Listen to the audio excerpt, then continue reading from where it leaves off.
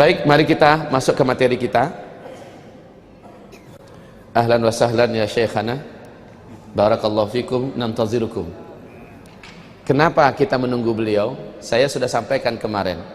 Perkara persiapan dan amalan akhir zaman ini kita butuh pemimpinnya. Kita butuh pemimpinnya. Dan orang yang kami lihat diberi oleh Allah kemampuan dan kemungkinan untuk memimpin itu adalah beliau. Saya berharap Allah menambahkan kekuatan beliau.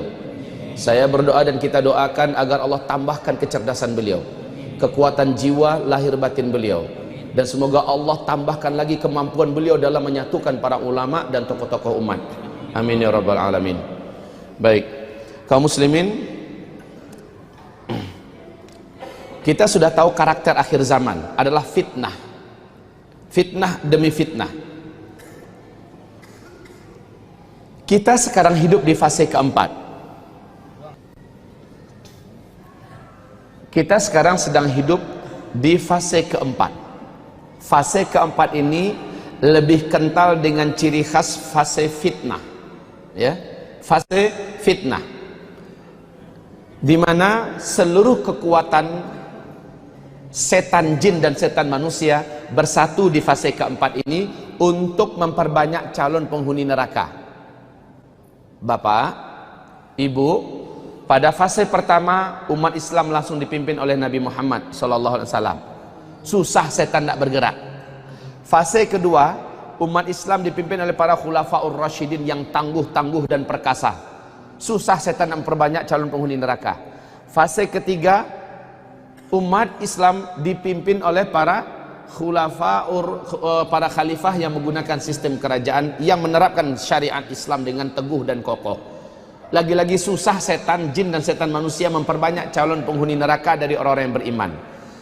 Tapi di fase keempat, ketika khilafah runtuh, umat Islam tidak lagi mempunyai pelindung, pembimbing, kekuatan yang menjaga. Di saat inilah setan jin dan setan manusia memperbanyak calon penghuni neraka dari umat Nabi Muhammad SAW. Mereka bersatu, seluruh kubu setan, untuk menghancurkan Islam dan para pemeluknya. Pada fase ini kata Rasulullah, banyak yang murtad dari umat Nabi. Banyak yang murtad. Bapak, saya belum amanahkan Bapak kali ya. Tolong dari kitab zikir akhir zaman, baca kitab halaman 193. Di halaman ini ada kewajiban Bapak untuk mempelajari tentang fitnah Duhaima. Sebab kata Rasulullah, yang selamat dari fitnah Duhaima, dia akan selamat dari Dajjal. Yang tidak selamat dari fitnah Duhaima, dia pasti akan menjadi pengikut Dajjal. Nah sekarang, apakah fitnah Duhaima? Fitnah Duhaima dirinci dengan tajam di dalam kitab Al-Mahdi. Fitnah Duhaima dirinci dengan tajam dalam kitab Al-Mahdi. Di kitab ini diuraikan secara global. Fitnah Duhaima itu yang pertama adalah demokrasi yang menyelimuti seluruh dunia. Yang kedua, fitnah Duhaima adalah isu terorisme yang membungkus seluruh bumi. Yang ketiga, fitnah Duhaima, siapapun yang mengisukan pada khilafah tegaknya syariat, dia adalah musuh bersama, common enemy. Maka orang yang berada pada posisi menentang ini semua, maka merekalah yang dimaksud ditampar dengan tamparan yang keras dalam hadis. Ada yang kena tampar, dia tiarap, tidur, nggak mau bangkit-bangkit lagi. Ada yang ditampar, langsung dia berpihak kepada pihak yang menamparnya, lalu dia bersama dengan mereka. Ada yang ditampar, mati, dan dia syahid. Ada yang ditampar, lalu dia menjadi pusing, puyeng, jatuh, dan dia bangkit kembali. Dia tetap berada pada posisi menentang. Maka orang-orang semacam ini di akhir zaman akan menjadi mukmin haqqan, fustatu iman, la nifaqa fi. Kelompok yang penuh iman, tidak ada kemunafikan sedikit pun. Orang yang cinta dengan jihad, orang yang tidak menerima demokrasi, walaupun dia hidup di atmosfer demokrasi, dia tidak melawan Pak. Dia tidak melakukan hal yang anarkis, tetapi dia tahu demokrasi bukan dari Islam. Dia secara batin dia menolak. Orang yang macam ini Pak berat. Dia berusaha istiqomah dengan agama, tapi ketika dia mempunyai peluang untuk bergabung dengan para mujahidin, dia tidak tanggung-tanggung. Dia akan jiwa raganya, hartanya dia serahkan semua. Untuk jadi orang ketingkat ini berat Pak. Yang banyak apa? menari di atas genderang musuh.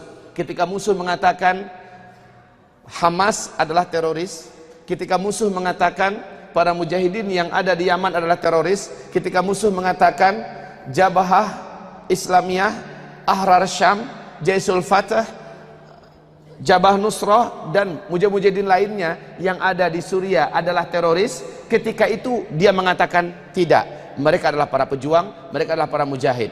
Orang yang seperti ini prinsipnya dialah mukmin haqqan.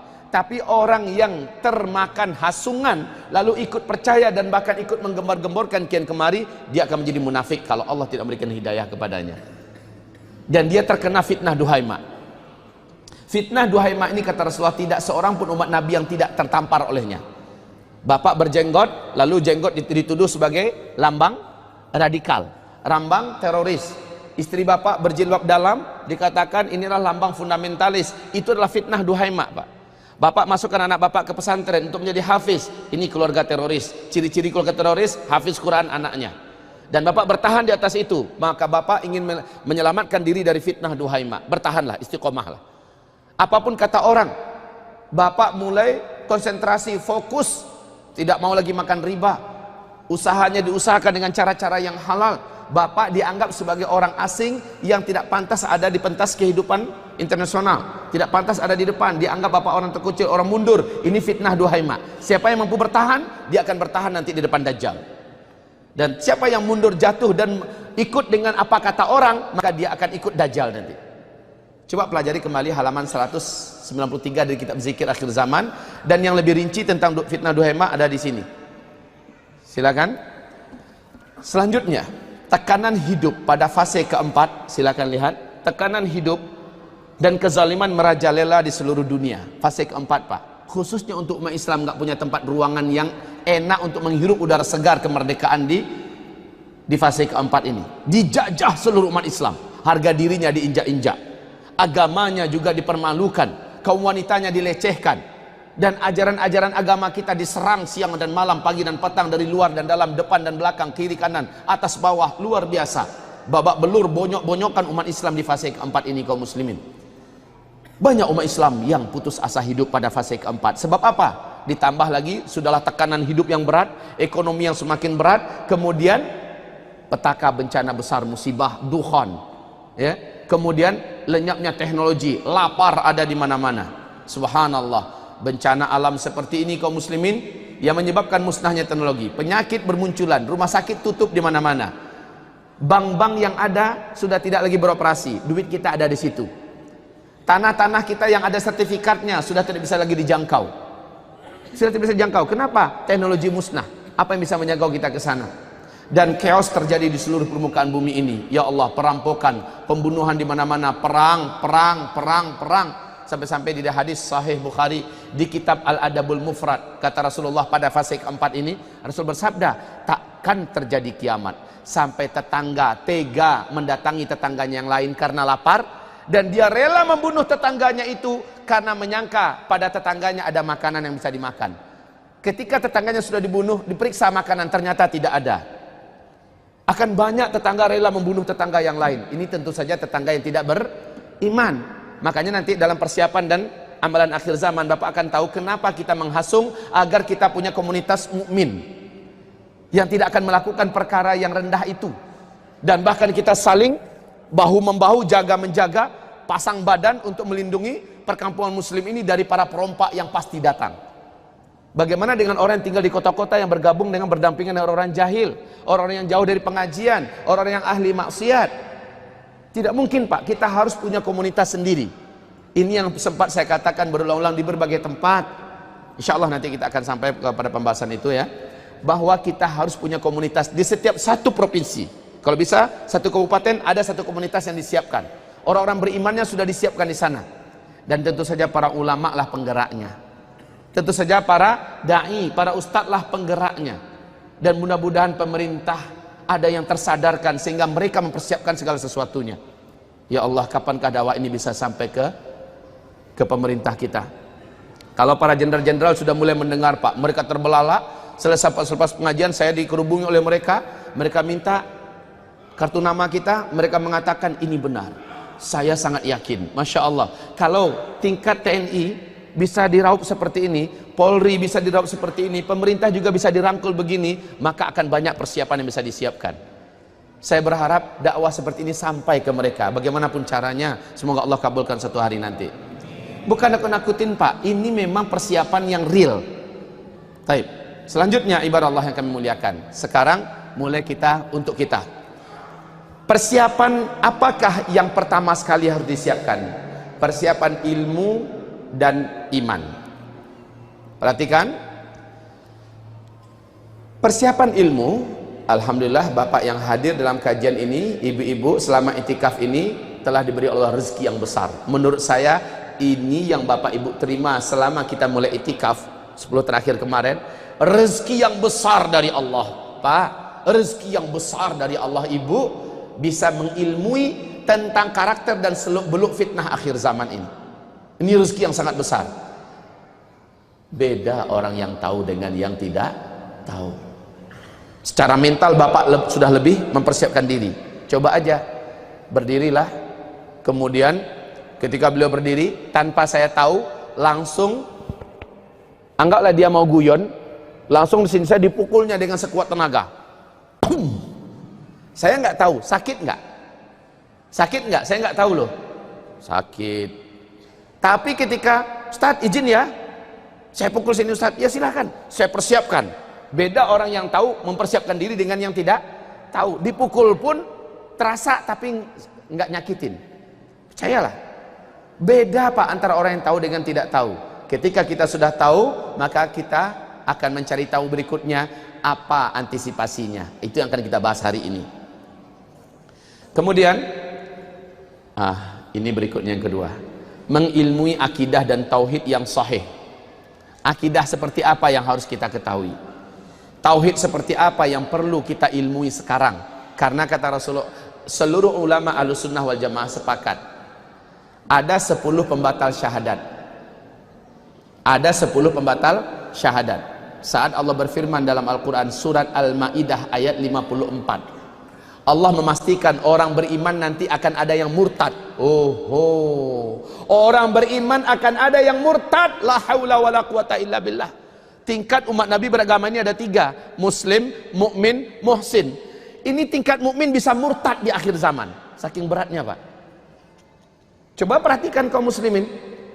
Kalau tidak punya iman yang benar, iman yang lurus, dia akan murtad. Sementara dia sering tidak sadar kalau dirinya di mata Allah sudah murtad. Sementara dia masih menyangka dirinya muslim. Ini yang mengerikan Pak. 10 pembatal syahadat, 10 penggugur iman. Buka saja YouTube, tulis saja 10 pembatal syahadat, langsung kebuka itu. Karena seluruh ulama Ahlussunnah wal Jamaah sepakat mengatakan apa-apa saja yang 10 itu. Dan Bapak Ibu, banyak umat Nabi hari ini mengerjakannya.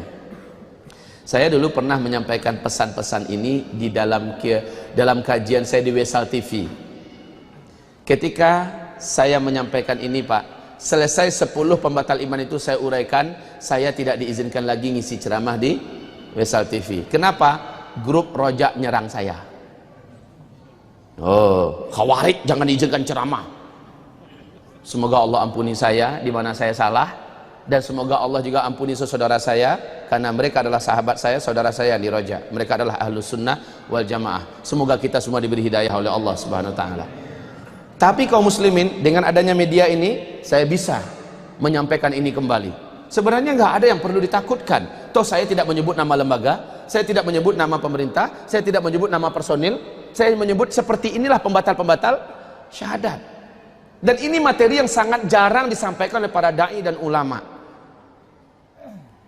Nomor satunya, saya sebut 2 saja, yang lain tugas Bapak melanjutkan cari. Nomor satunya dari 10 pembatal syahadat adalah melakukan syirik akbar. Nomor 10-nya pindah dari agama Islam kepada agama selain Islam. Ini membatalkan syahadat Pak. Yang 2, 3, 4, 5, 6, 7, 8 sebenarnya sangat mudah dipahami, tapi banyak yang nggak tahu. Nah kaum muslimin, orang selama ini tahu yang membatalkan syahadat, membatalkan iman adalah nomor 10 saja. 1 sampai 9 jarang orang tahu, dan ini kewajiban kami ngasih tahu. Jadi Bapak sekarang pastikan Pak, yang 10 ini Bapak udah selamat belum? Kalau Bapak belum tahu, wajib cari tahu, hukumnya fardu ain. Bapak cari tahu, buka saja Google, mudah kok cari tahu. Apa-apa saja bisa membatalkan syahadat. Jadi mengilmui akidah dan tauhid yang sahih, ya, sesuai pemahaman generasi salaf, Rasul, sahabat, tabi'in, tabi'in. Ini generasi salaf namanya, ya. Lalu pastikan diri kita termasuk sebagai ahli tauhid seperti mereka-mereka itu. Pelajari ini, Pak, pelajari ini. Nah, kaum muslimin, coba saya tulis itu, wajib baca ZAZ. ZAZ itu adalah zikir akhir zaman. Saya katakan wajib, ya itu dia. Wajib baca halaman 193. Ada hadis sahih di mana Nabi mengatakan kewajiban kita umat Islam untuk mempertahankan iman dan akidah di akhir zaman karena akan banyak yang berguguran imannya. Nah, kaum muslimin yang kami muliakan, termasuk afwan ya, maaf, termasuk memperolok-olok, mentertawakan syariat Allah, ayat-ayat atau hadis Nabi atau Rasulullah sallallahu alaihi wasallam. Terang-terangan, ini sudah ijma, Pak, bukan pendapat dan enggak ada khilafiyah. Ijma, seluruh ulama mengatakan yang mengolok-olokkan syariat agama Allah, yang mentertawakan dan mengejek Al-Quran, yang menghina Rasulullah sallallahu alaihi wasallam, yang menghujat Allah, yang mempersalahkan Allah dan yang menuding Allah Subhanahu wa taala secara hukum, surat At-Taubah ayat 65-66 dinyatakan kafir. Jelas kaum muslimin, jelas sekali. Jadi nggak ada perselisihan dalam hal ini. Lah ketika ini disampaikan, ada yang kebakaran jenggot, lalu mulai meradang dan nyerang Ustadz Zulkifli. Sementara spesialis saya di bidang akidah dan tafsir. Saya spesialisnya di bidang akidah dan tafsir. Bagaimana mungkin saya menyembunyikan ilmu? Sementara ini perkara akidah, tidak mungkin umat saya biarkan. Prinsip saya, biar saya dipenggal, leher ini diputus, daripada saya menghentikan menyampaikan ini. Saya akan sampaikan. Tetapi adabnya ada. Saya tidak akan sebutkan nama. Saya akan tidak sebutkan nama kelompok, nama organisasi, insyaallah ta'ala. Firqah ini artinya adalah kelompok. Firqatun najiyah artinya yang pasti selamat. Firqatun najiyatun, ya, kelompok yang pasti selamat. Ta'ifah al-mansurah, tulisannya seperti ini. Ta'ifah artinya juga kelompok, tapi jumlahnya lebih kecil daripada firqah. Ta'ifatun mansurah. Ta'ifah, kelompok yang pasti ditolong oleh Allah. Jadi dia bukan hanya selamat, tapi plus dia ditolong oleh Allah. Apapun yang dia buat, perjuangan apapun yang dilakukannya, Allah akan berpihak kepadanya. Jadi lebih spesifik Taifah Mansurah, ya. Kalau firqatun najiyah, kelompok yang pasti selamat. Jadi hadisnya begini, dari Imam Ahmad dan Abu Daud, Rasulullah SAW bersabda, iftarakat ummati ala 73 firqatan, thintani wa sab'una firqatan finnar. Umatku nanti akan terpecah menjadi 73 golongan. 72-nya sesat masuk neraka. Satu kelompok yang selamat, mereka selamat dari neraka masuk surga. Nah, kelompok yang selamat ini yang digelari dengan firqatun najiyah. Firqatun najiyah. Di sini kaum muslimin, siapakah firqatun najiyah? Secara global saya katakan, mereka seluruh umat Nabi Muhammad yang fanatik dan berpegang erat dengan Al-Quran dan Sunnah, dengan gaya hidup sahabat dan tabi'in, tabi'in. Itulah yang firqatun najiyah. Secara mudahnya adalah ahlus sunnah wal jamaah. Inilah yang firqatun najiyah, ahlus sunnah wal jamaah. Nah, kaum muslimin, sekarang setelah khilafah tidak ada, Ahlus Sunnah wal Jamaah ini di masing-masing negara terpecah-pecah, membuat nama-nama sendiri, kelompok-kelompok sendiri dengan ciri khas sendiri-sendiri. Tapi mereka tetap Ahlus Sunnah wal Jamaah.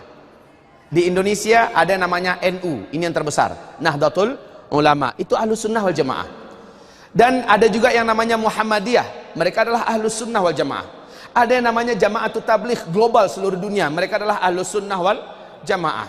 Ada yang namanya Ikhwanul Muslimin, mereka adalah Ahlus Sunnah wal Jamaah. Ada yang namanya Wahdah Islamiyah, mereka adalah Ahlus Sunnah wal Jamaah. Ada yang namanya Persis, mereka adalah Ahlus Sunnah wal Jamaah. Ada yang namanya Hidayatullah, mereka adalah Ahlus Sunnah wal Jamaah. Ada yang namanya macam-macam, Pak. Mereka ini seluruhnya adalah Ahlus Sunnah wal Jamaah, termasuk MMI, FPI, termasuk Hizbut Tahrir dan sebagainya. Mereka masih Ahlus Sunnah wal Jamaah. Kita ini adalah satu.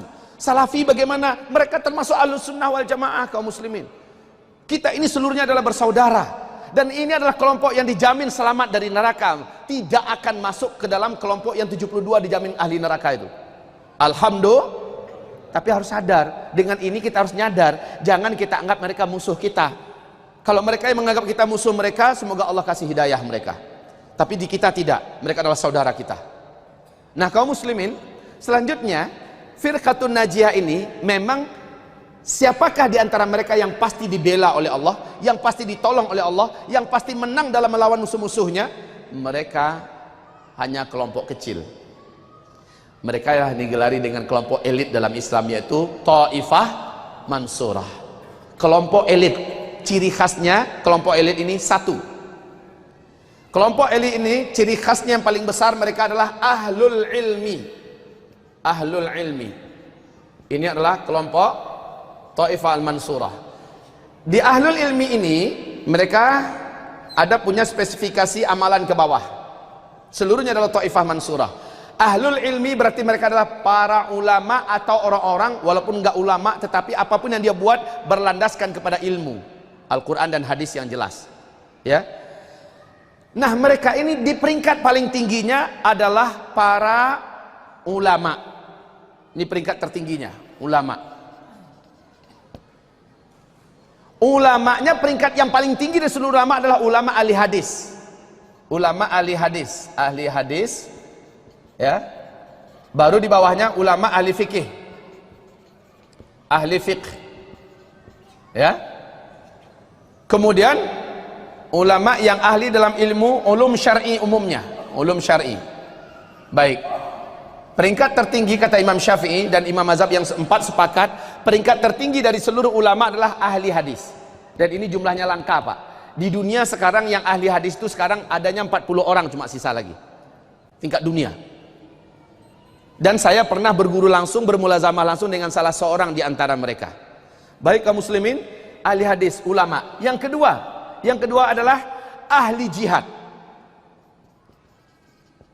Ahli jihad. Dan Nabi mengatakan mereka ada sampai hari kiamat. La tazalu ta'ifatun min ummati. Ta'ifatun min ummati. Yuqatiluna 'alal haqq. Ahlan wa sahlan wa marhaban.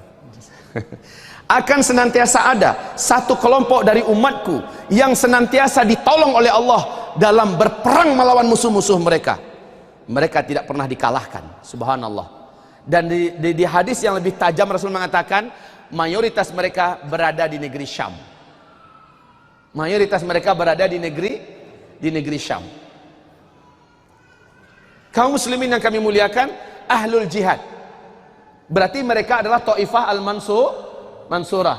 Paham Bapak Ibu? Maka jangan hina para ahli jihad.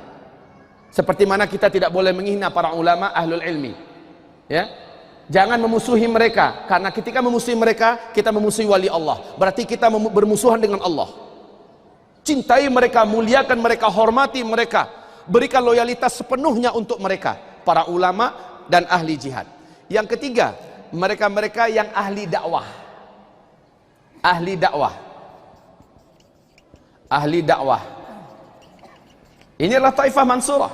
Orang yang sibuk berdakwah pagi, petang, siang dan malam. Mereka adalah lisan-lisan langit yang diturunkan ke bumi. Mereka adalah umana'ur rusul.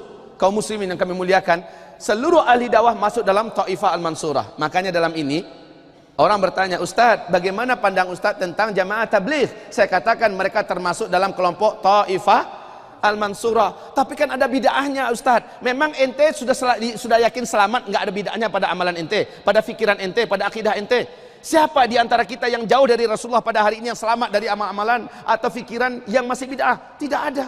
Allah yang Maha Pengampun. Allah yang akan membersihkan kita di mana-mana kita khilaf dan salah. Rabbana la tu'akhidna in nasina au akhtana. Ketika kami nggak nyadar ternyata kami dah salah. Kaum muslimin yang kami muliakan, yang kami cintai, ahli dakwah mereka termasuk dalam komunitas Taifah Al-Mansurah. Kemudian ini adalah setelah dia ahli ilmu, dia ahli ibadah. Maka empat komunitas ini adalah Taifah Al-Mansurah. Taifah Al-Mansurah. Yang paling tinggi derajatnya yang mana, Pak? ulama, ya Allah kalaulah bisa anak-anak bapak masuk dalam kelompok yang tertinggi ini, atau kalau perlu kita masuk dalam kelompok yang tinggi ini. Bapak yang masih muda-muda masih punya peluang Pak untuk menjadi ulama, asal menghibahkan umurnya dan hidupnya untuk ilmu Allah Subhanahu wa taala. Baru di bawahnya ahli jihad, baru di bawahnya ahli dakwah, dan di bawahnya ahli ibadah. Ya semuanya berpandukan pada ilmu, berpandukan kepada ilmu, berdakwah dengan ilmu, berjihad dengan ilmu, dan beribadah dengan ilmu. Mereka adalah Taifah Al-Mansurah. Lah yang lain firqatun najiyah umum. Dikatakan ahli ibadah enggak, tapi ibadah ada. Dikatakan ahli jihad jauh, tapi dia tidak membenci para mujahidin. Ya. Dikatakan dia ulama, sama sekali bukan. Tetapi dia mau duduk bersama para ulama. Dia mau bermajelis dengan para ulama. Dia mau menjadi pendengar. Dikatakan dia ahli dakwah, enggak, tapi dia ikut membantu seberapa dia bisa. Dia bisa bantu dengan duit, dia bisa bantu dengan pikiran, dia bantu dengan pikiran, dia bisa bantu dengan fasilitas, dia bantu dengan fasilitas. Ya, ini orang firqatun najiyah. Sudah paham sekarang beda antara firqatun najiyah dan Taifah Mansurah? Kalau nggak bisa masuk dalam kelompok Taifah Mansurah, setidak-tidaknya pastikan kita dalam firqatun apa ciri khas firqatun najiyah tadi? Berpegang erat dengan Al-Quran dan Sunnah. Itu adalah Ahlus Sunnah wal Jamaah. Terserah nama kelompoknya apa, selama itu Ahlus Sunnah wal Jamaah, lebih baik kita ada di dalamnya daripada kita hidup sendirian. Saya nggak mau masuk kelompok manapun, ini akhir zaman, saya tunggu Al-Mahdi saja. Salah. Bergabunglah ke salah satu kelompok Ahlus Sunnah wal Jamaah yang ada. Yang paling baik adalah yang paling dekat dengan Sunnah. Begitu. Oke, kita lanjut.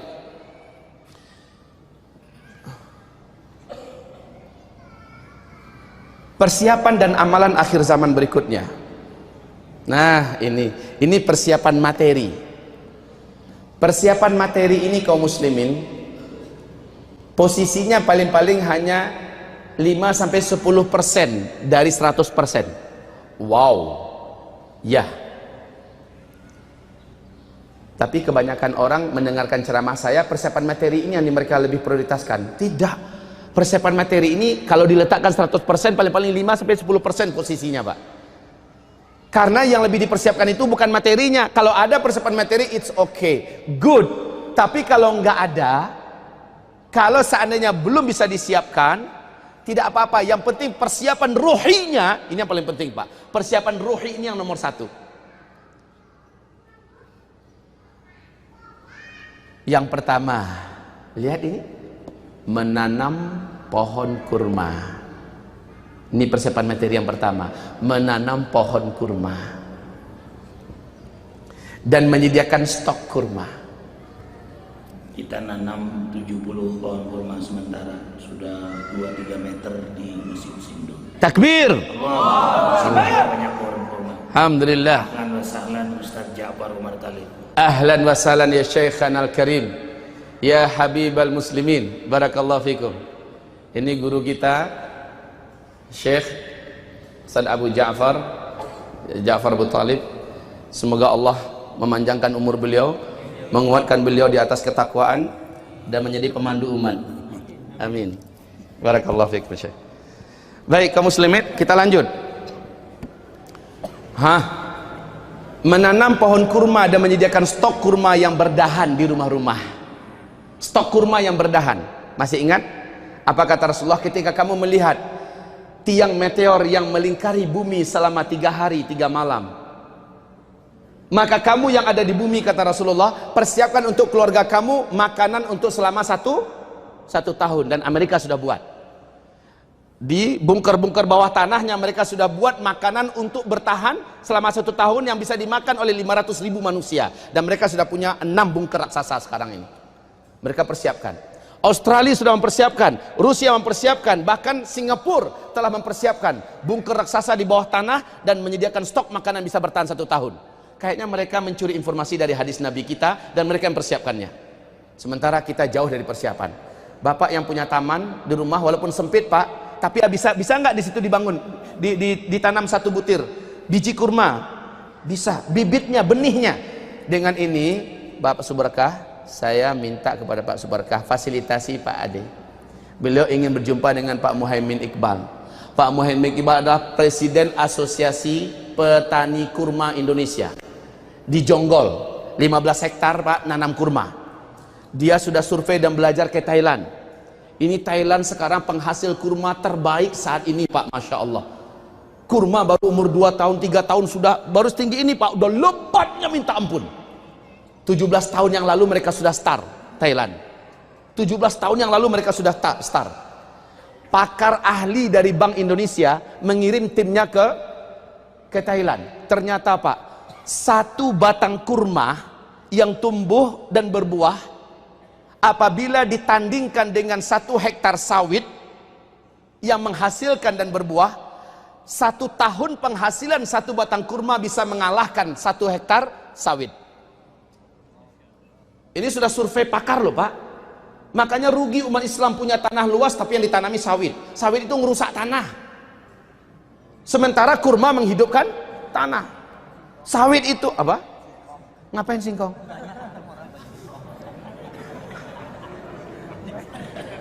Lah, kita kembali kepada isyarat Rasulullah sallallahu alaihi wasallam. Kalaupun besok pasti kiamat terjadi, hari ini bisa kamu tanamkan 1 butir biji kurma yang ada di tangan kamu, tanam. Ternyata maknanya bukan sambil ngacok Nabi menyampaikan, Pak. Maknanya langsung asli. Subhanallah. Pendek-pendek begini udah berbuah, Pak. Sambil duduk-duduk di tanah udah bisa metik buah kurma, Pak. Ini di Thailand loh ini. Ya Allah, ini jongkok beliau. Dan wali murid kami juga sudah nyampe ke Thailand, Pak. Wali murid kita yang di Payakumbuh udah nyampe ke Thailand. Foto dia. Kurmanya segini-segini udah lebat-lebat, Pak.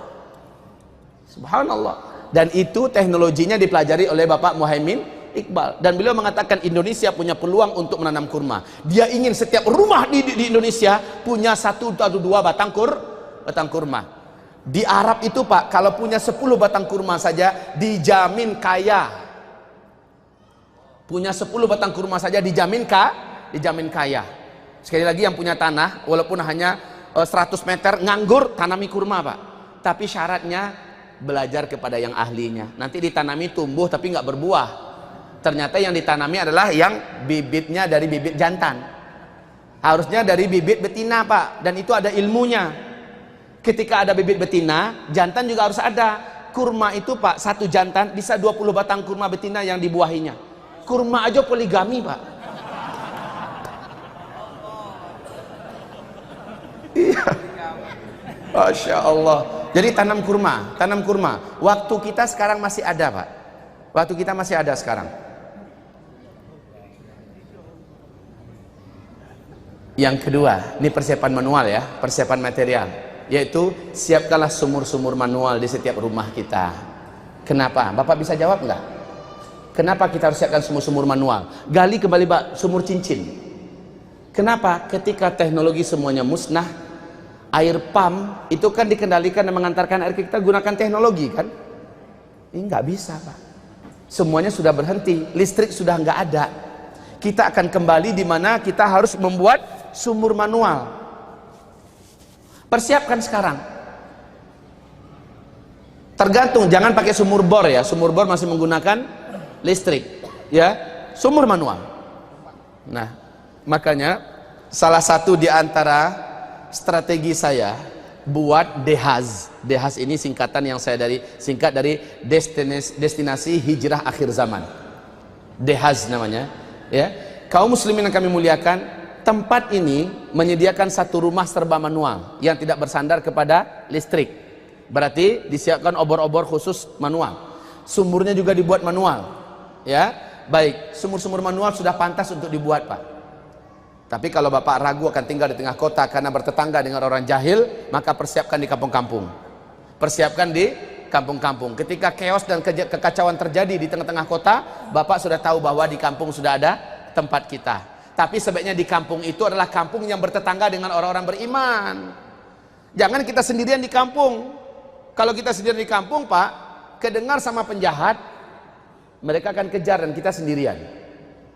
Sekali lagi, kita perlu berkomunitas di akhir zaman. Inilah salah satu rayuan saya kepada Ustaz Arifin, agar jadikanlah Gunung Sindur salah satu di antara tempat pusatnya orang-orang beriman di akhir zaman. Amin ya rabbal alamin. Terus mengemaskan dan mengemaskan dan memperakkan uang-uang kertas. Subhanallah, Rasulullah bersabda, setelah meteor itu terjadi, Al-Mahdi muncul, kalian semua saat itu akan kembali ke zaman sekarang. Kalian akan tinggalkan uang-uang kertas kalian dan mata uang kalian saat itu kembali kepada dinar dan dirham. Subhanallah. Amerika sadar ini, Pak. Makanya Amerika merampok emas di seluruh dunia sekarang ini. Sehebat-hebatnya. Mereka tahu tak lama lagi uang dolar, uang kertas, euro dan lain-lainnya tidak akan dipakai. Hadisnya jelas dari Rasulullah. Nanti uang kertas, subhanallah, zaman Nabi nggak ada kertas, tapi Nabi melafazkannya. Nanti uang kertas kalian akan ditinggalkan dan jadi mainan anak-anak kalian di pinggir-pinggir jalan. Dan kalian kembali saat itu kepada dinar dan dirham, kepada emas dan perak. Kita ini udah ditipu, Pak. Ratusan tahun kita ditipu oleh Amerika, oleh Yahudi dengan kertas buatan mereka, dengan itu dijadikan sebagai mata uang. Yang sebenarnya mata uang adalah dinar dan dirham, dan dunia akan kembali ke situ nanti. Kamu nanti akan kembali kepada dinar dan dirham. Jadi kalau yang Anda punya fulus, berangsur-angsur, Pak. Berangsur-angsur dibeli dinar atau emas batangan murni yang 5 gram, 10 gram, 100 gram dinarkan. Toh ketika kita terdesak masih bisa diuangkan nggak? Nggak ada ruginya, nggak ada ruginya. Apa yang dianjurkan nanti semuanya bisa dimanfaatkan, nggak ada ruginya. Lanjut. Mempersiapkan alat-alat penting kehidupan yang sifatnya manual seperti kompor. Selama ini kita mengandalkan kompor gas, kita mengandalkan kompor listrik. Kompor manual ini pakai sumbu itu, Pak. Atau kalau perlu yang pakai tungku gaya dulu. Yang nanti kayu bisa dimasukkan situ. Disiapkan. Lah ini batu akik. Iya, kalau kompor kan menggunakan minyak. Masih bisa, Pak, menggunakan bukan. Apa yang ganti minyak sekarang bagus sekali itu, Pak. Yang bisa untuk kumis kalian tuh,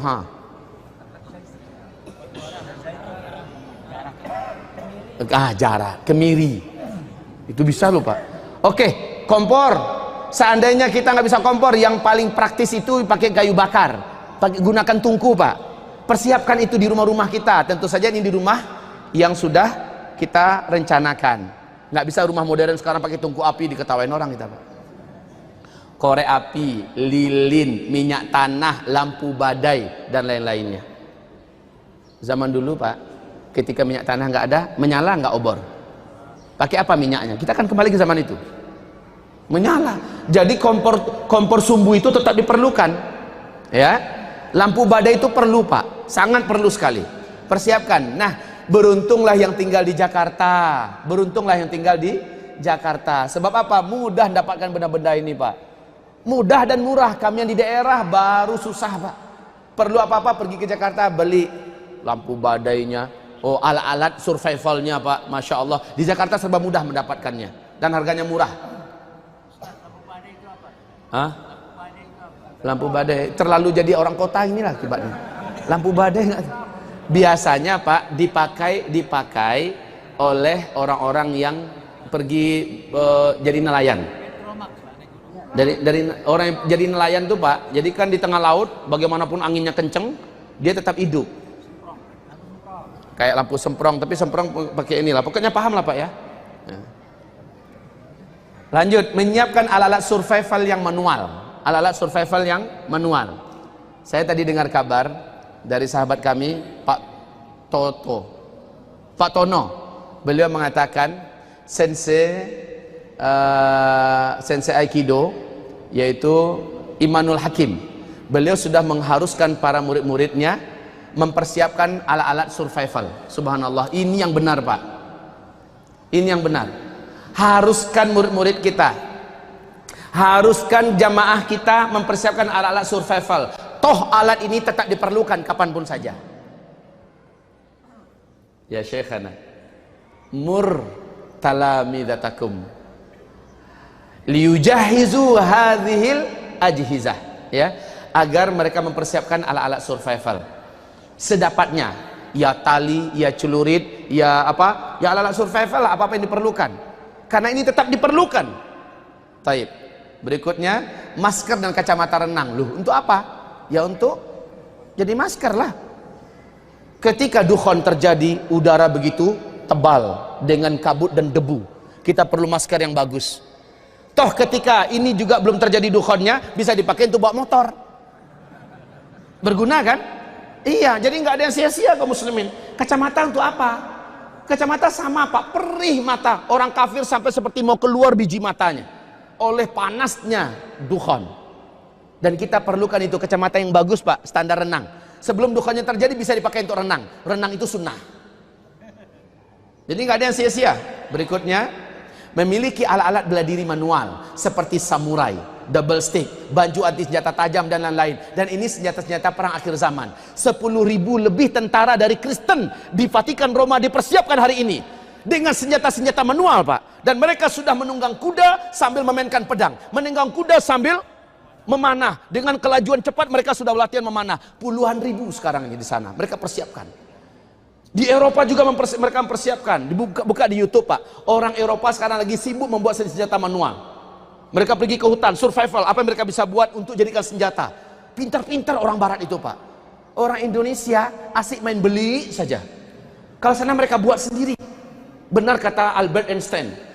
Perang dunia ketiga nanti kalian semua sudah perang dengan senjata manual. Saya tidak tahu senjata apa yang akan kalian pakai, tetapi tidak senjata canggih dan modern yang kalian buat hari ini.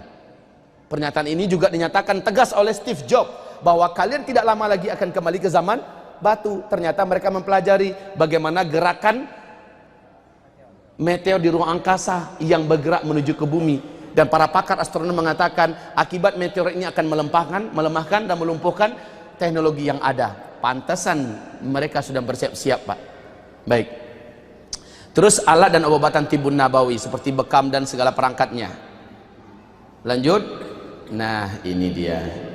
Jika sudah dekat waktunya, kaum muslimin, nandain waktunya dekat apa? Nandain waktunya dekat apa? Lihat kekacauan terjadi di dalam tubuh kerajaan Arab Saudi. Perebutan kekuasaan, upaya guling menggulingkan terjadi, kemudian gempa susul menyusul di Jazirah Arab. Tiap sebentar terjadi gempa. Kalau sudah itu, ini pertanda dekat sekali. Apa yang harus kita lakukan? Lihat berikut ini. Hijrahlah ke pedusunan. Hijrahnya sebaiknya Bapak Ibu ketika teknologi masih ada. Bisa bawa keluarga, bisa bawa alat-alat yang bisa dibawa, ya. Terus bentuk kawasan hijrah orang-orang beriman. Ini yang kami isyaratkan tadi, bentuk kawasan hijrah orang-orang beriman. 12,5 hektar wahai Ustadz kami yang mulia tidak cukup. Umat perlu diberi kaplingan, dan itu beli ya. Beli kaplingan akhir zaman. Jadi markas atau center Azikra di Gunung Sindur, sekitarnya adalah perumahan penduduk. Sekitarnya adalah perumahan penduduk yang beriman, di mana nanti kita akan jadikan itu sebagai basis tempat berkumpulnya hamba-hamba Allah yang beriman di akhir zaman. Saling jaga, menjaga, lindung, melindungi. Tapi beri syarat wahai Ustadz kami, beri syarat. Yang mau bergabung di sini ada syaratnya. 1, wajib dari kaum muslimin ahlus sunnah wal jamaah. 2, tidak berpaham takfiri. 3, bukan dari termasuk golong-golongan yang suka menyesat-nyesatkan orang. 4, laki-lakinya wajib sholat berjamaah 5 waktu di masjid. 5, wanitanya wajib pakai jilbab, tidak boleh merokok. 6, harus bersedia satu rumah punya satu kuda atas nama keluarga itu. Nah ini cara agar Zikra punya kuda. Itu akan dijadikan sebagai pusat kudanya. Pelatihan kuda sunnah di Indonesia, Azikra pusatnya. Kuda equestrian Indonesia, Azikra pusatnya. Datangkan orang terbaik yang ahli dalam kuda tunggang. Maka equestrian terbaik di Indonesia, Azikra yang punya. Siapa yang masukkan kuda-kudanya? Orang-orang yang melamar untuk menjadi calon anggota keluarga pedusunan muslim, perkampungan muslim. Mereka yang punya kuda, kita yang mengolahnya. Begitu Pak. Jadi kuda nggak usah kita beli. Siapa yang mau bergabung dia beli kuda. Insya Allah mengharap nanti sudah mulai dibuka. Jadi sebenarnya bukan 12 hektar, tapi 17 hektar. Itu lingkungan masjid pesantren. Perumahannya 1000 hektar. Allah. Mengelilingi masjid Al-Jitra Sindur. Nah, Arifin pulang besok Kalimantan menerima penyerahan cita-cita kota zikir yang diserahkan wakaf khusus 20 hektar. Dikelilingi 1000 hektar. Dan itu di depan Gubernur Kalimantan Selatan Banjarbaru. Waduh. Jadi akan dibangun kota zikir. Ini yang ketiga di Kalimantan Selatan, dan ini yang paling besar. Karena itu Ustaz nanti harus menjelaskan pada kawan-kawan di Kalimantan Selatan yang nanti akan bertemu untuk akhir zaman ini. Sepertinya belum ada ilmunya ini, tapi sudah Allah ilhamkan kepada orang-orang soleh untuk mempersiapkan. Allahu Akbar. Kita punya kuda, cuma kudanya lagi hamil. Kemudian jantannya kan sering ditunggangi patah kaki. Makanya saya kemarin janji ya Pak Ade ya, akan menyampaikan ciri khas kuda yang pantas untuk kita beli, kita ambil, kita dapatkan, kita terima. Jangan ada kuda lalu kita semangat kita ambil. Kuda yang pantas untuk kita adalah kuda yang punya karakter equestrian. Kakinya kokoh, besar, tulangnya tebal, tubuhnya juga tebal, berdaging Pak. Kalau kuda pacu, kakinya pasti langsing. Dan itu tidak cocok untuk kuda equestrian. Dia lemah Pak. Equestrian dari mana Ustaz? Apa itu? Kuda itu. Kuda itu dari mana? Biasanya itu tuh kuda warmblood, kuda luar negeri, thoroughbred ya, kuda-kuda dari luar. Dan itu tidak semuanya Pak. Kalau untuk kuda-kuda pacu, ciri khas kakinya itu kecil. Dan itu untuk laju memang laju, tapi untuk ketangguhan dia nggak tangguh. Untuk dibawa perang dia nggak bisa. Coba Bapak lihat kuda-kuda di kavaleri. Kudanya itu pasti kuda-kuda tangguh, dan itu adalah kuda-kuda equestrian. Nah, kuda seperti ini yang seharusnya, tapi nanti insya Allah ketika kita mulai akan ada orang-orang ahli kuda yang menangani itu. Dia yang mengawasi kuda mana yang pantas masuk, kuda mana yang tidak. Karena akan banyak orang-orang pemuda-pemudanya ke latihan berkuda. Latihan berkuda di akhir zaman ini untuk kita menjadi sebuah kemestian, menjadi sebuah tuntutan. Di samping dia adalah sunnah, maka dia juga menjadi sebuah kemestian. Kita tidak punya pilihan Pak, kecuali Bapak harus latihan kuda. Harus latihan kuda, dan dengan latihan kuda Bapak akan jadi gagah, insya Allah tambah maco Pak. Orang berkuda tuh nggak boleh gini. Ini gaya orang yang baru satu. Orang berkuda tuh mesti begini Pak. Dadanya begini dan dia pegang kuda. Dia harus melihat, menatap lurus, ya, menatap masa depan. Ya, bagaimanapun kudanya, kemanapun perginya, dia komandannya. Pak, baca sejarah. Ternyata Imam Syafi'i itu jangan ditanya Pak. Tangkasnya luar biasa berkuda. Memanahnya jangan ditanya Pak. Dia paling jago memanah. Kalau Bapak dengarkan cerita tentang Robin Hood, nggak ada apa-apanya Robin Hood ditandingkan dengan Imam Syafi'i.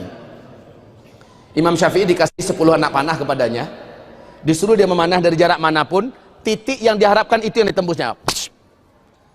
Disuruh kembali memanah, dia bisa belah Pak, masuk ke dalam tuh.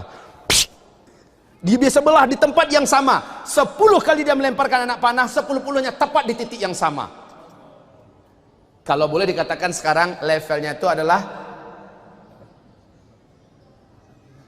siapa namanya? Yang Lars Anderson.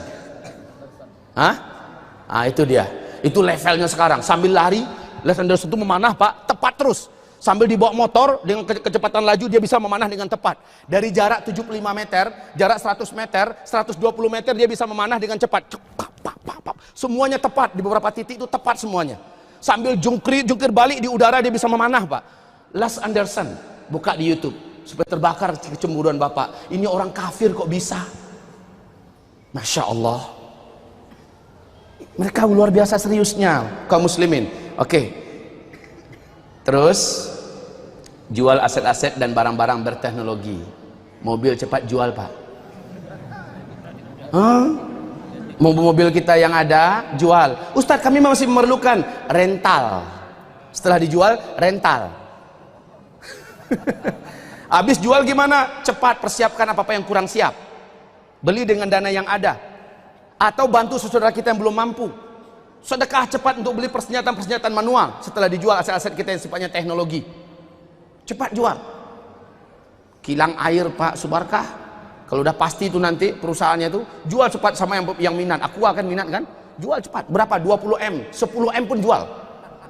Kalau udah pasti ya, udah jalan-jalan meteornya di atas, jual cepat. Baik. Selanjutnya, nah persiapan fisik dan keahlian. Ada sensei enggak di sini? Ada sensei enggak di sini? Tak ada, masya Allah.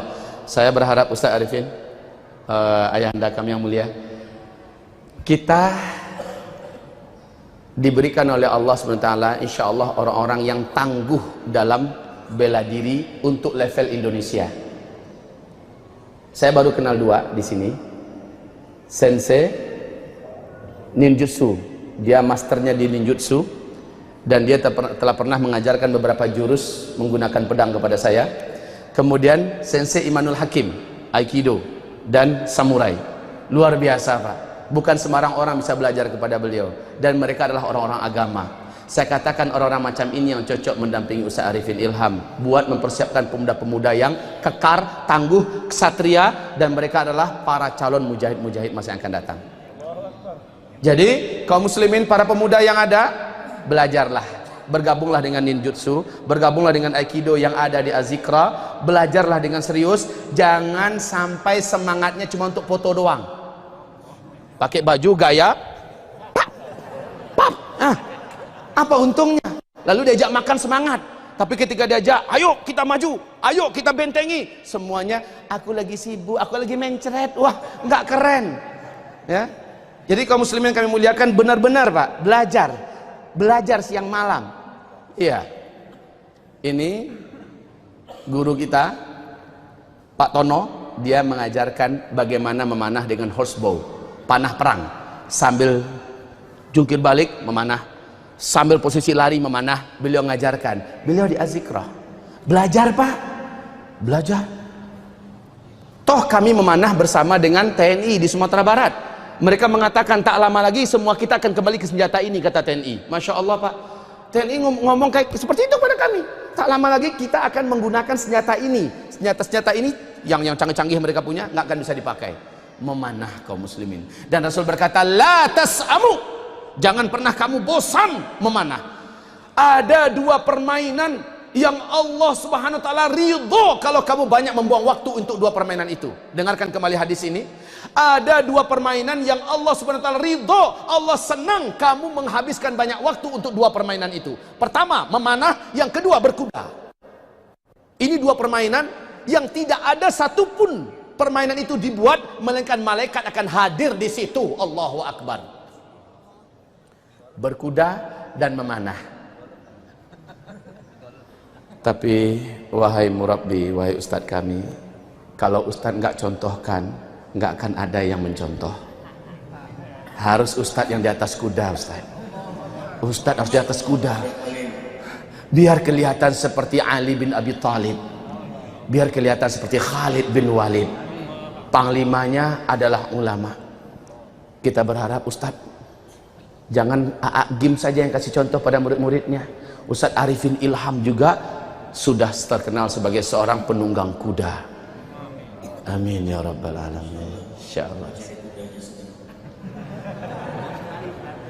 Yang dengar di Uzma TV, yang dengar, pilihkan kuda terbaik untuk Ustaz Arifin Ilham, antarkan kemari.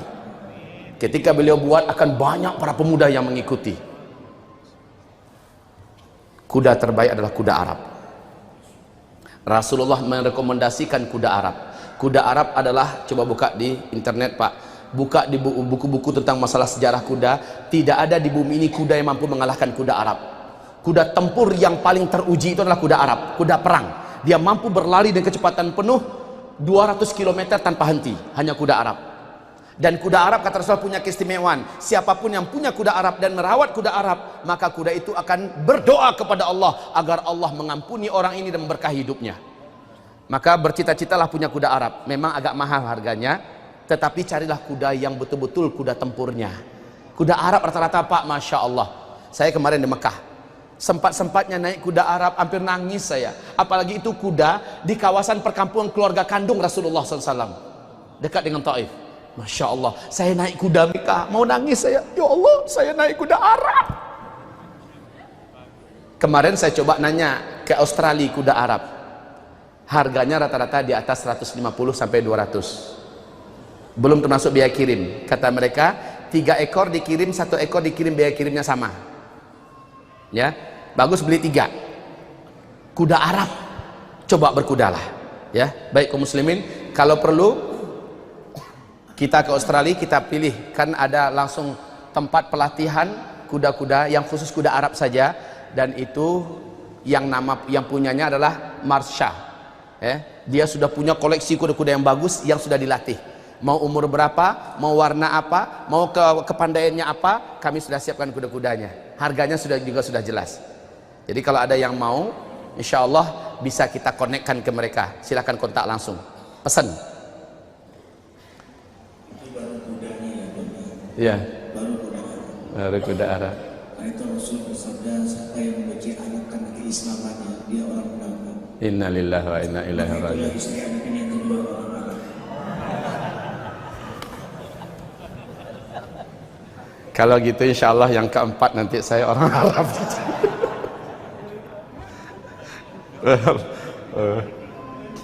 Nih sebentar, coba lihat kembali. Persiapan fisik dan keahlian. Jangan gemuk. Jangan gemuk. Kenapa? Bisa jawab nggak kenapa? Gemuk itu susah. Ketika lari dia paling di belakang, nyusahin orang. Ketika terjatuh, jalannya tengkak, akhirnya dipinggul oleh dipanggul oleh orang, nyusahin orang. Ninggal tambah nyusahin orang. Usahakan Pak, kalaupun seandainya udah berjuang keras kita untuk bisa tidak gemuk, atau tetap saja gemuk, gesit, sehat seperti samohong. Tahu samohong? Tahu? Lihat Pak, udah tua dia atau 50-an tahun tapi gesitnya Pak, kakinya melayang-layang kemana-mana. Jungkir baliknya seolah-olah dia anak muda yang kurus. Luar biasa. Yang kayak gitu nggak apa-apa gemuk. Ustaz Zul gemuk tuh, boleh pacu lari kita. Boleh. Siapa yang nantang saya pacu lari, kita pacu lari. Insya Allah saya tinggal. Ya kalau dia lari pakai sepeda motor ya saya tinggal. Baik kaum muslimin, sehat, berjantung sehat, kuat lari dan mendaki. Kita dalam posisi akhir zaman itu Pak, banyak lari Pak, banyak jalan-jalan jauh, banyak bawa barang di punggung. Kadang-kadang anak 3, 1 di sini, 1 di sini, 1 bergantung di belakang. Barang nanti di sini di depan. Kita harus jalan. Lah tambah badan kayak 5 orang. Bisa bawa apa? Jadi sebaiknya posisikan diri kita ini di posisi selalu siap pakai. Kapanpun terjadi kita yang paling laju di depan. Kalaupun sambil nyambar anak orang, sambar anak orang, kita lari kencang. Kita mempunyai kemampuan lari Pak. Nafasnya harus sehat, seger. Sering-seringlah exercise kaum muslimin. Sering-seringlah exercise. Berkeringatlah tiap hari karena Allah Subhanahu wa taala. Jalan ke masjid jangan pakai motor. Turun naik tangga, jalan paksakan. Turun juga paksakan, jangan pakai lift. Ini anak saya katakan pakai lift, naik tangga lebih besar pahalanya. Naik tangga lebih sehat. Naik tangga, turun tangga, itu lebih berkah Pak daripada pakai lift. Dan tangga kita ini 33. 33. Masya Allah, kalikan. Pulang pergi. Angka ganjil, angka yang disenangi oleh Allah. Angka zikir, subhanallah. Angka zikir, alhamdulillah. Sambil naik, subhanallah, subhanallah, subhanallah, subhanallah, subhanallah. Turun nanti, alhamdulillah, alhamdulillah. Ya kan gitu kan? Subhanallah. Baik kaum muslimin, jangan gemuk. Bagi yang gemuk jangan tersinggung ya. Berarti ini motivasi diet yang benar. Cuma sayang saya lihat gangguan orang yang gemuk ini Pak. Coba diet nanti udah nggak tahan, mau tidur baru dia makan. Nggak jadi. Baik. Lanjut, ahli dengan ilmu dan praktikal survival. Belajarlah.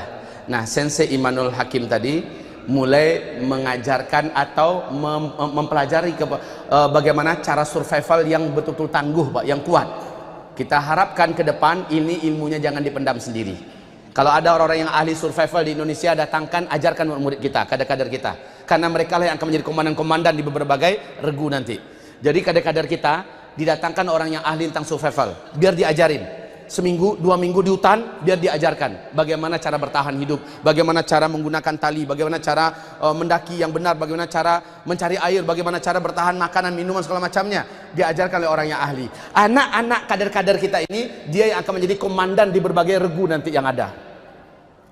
Selanjutnya, mahir memanah dan berkuda, terus memanah di atas kuda, menguasai ilmu perobatan Islam, mengilmui ruqyah dan menguasai praktiknya. Why? Kenapa? Ruqyah, ketahuilah kaum muslimin, adalah kekuatan energi tersembunyi di akhir zaman yang mulai akan dipakai ketika manusia mengetahui teknologi sudah musnah, rumah sakit tidak bisa, maka pengobatan akan kembali kepada pengobatan manual, seperti Rasul mengobati para sahabat. Tempelkan tangan di tempat yang terasa sakit, lalu bacalah ini, kata Rasulullah, maka sembuh sahabat itu. Lalu Nabi SAW ketika Ali mengadu, ya Rasulullah, mata saya sakit, berair dan merah. Sini, kata Rasulullah. Rasulullah pun membacakan dan meniupkan dengan air liurnya yang penuh berkah.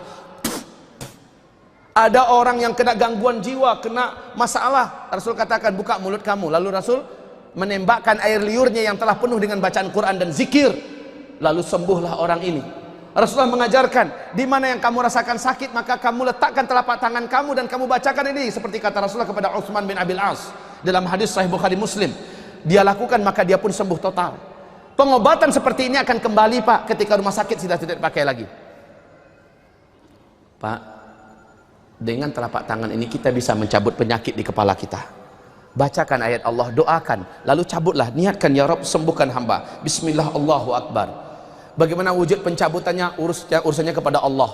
Kita hanya yakin Allah yang menyembuhkan kita. Dengan telapak tangan ini letakkan di mana yang sakit. Seorang ibu tua di kota Payakumbuh, usianya 94 tahun, jatuh di kamar mandi waktu mau tahajud. Pinggulnya yang kering, tulangnya yang ada di pinggulnya itu langsung patah dan pecah. Dia dilarikan ke rumah sakit. Kata dokter, paling cepat ini sembuh 6 bulan, paling cepat. Syaratnya ibu harus telentang saja, telentang, dan yang boleh bergerak hanya kepala dan tangan. Yang lain tidak boleh bergerak, semua diurus oleh orang lain. Saya dan istri saya Aisyah datang. Istri saya dari Aceh ini, kami datang berkunjung. Apa kabar ibu? Seperti yang Ustadz lihat. Bu, saya bilang, ibu yakin nggak kalau Al-Quran dengan izin Allah pasti bisa menyembuhkan ibu dengan lebih cepat? Ibu yakin, Ustadz. Tapi bagaimana caranya? Saya katakan, pakai telapak tangan ibu saja. Ibu bacakan ayat-ayat Allah ke telapak tangan, kemudian tiup. Setelah itu ibu doakan kepada Allah. Ulangi sekian kali, ibu usapkan. Sembuhkan hamba ya Rabb, engkaulah sang maha penyembuh. Sembuhkan hamba ya Rabb dengan mukjizat syifa dari ayat-ayatmu ya Rabb. Lakukan berulang-ulang, Bu. Ibu itu bertanya pada saya, berapa kalikah dibuat seperti itu, Ustaz? Ibu, ini bukan dosis obat, punya aturannya. Semakin banyak ibu buat, semakin besar ibu dapat pahala. Baca ayat kan? Dan semakin Allah ridho kepada ibu. Lakukan terus, Bu. Tahu tidak Bapak? Minggu ketiga, waktu saya di kota Bukit Tinggi memberikan ceramah di Masjid Jihad, istri saya angkat telepon saya, yang ternyata ibu itu yang telepon. Mana Ustadz? Ustadz sedang ke Bukit Tinggi. Ini siapa ya? Ini ibu yang di Bunian. Oh ya Bu, ini Aisyah. Iya Aisyah, bagaimana? Ustadz sedang di jihad, Bu, Bukit Tinggi. Ada apa ya Ibu? Ya, bagaimana perkembangan Ibu?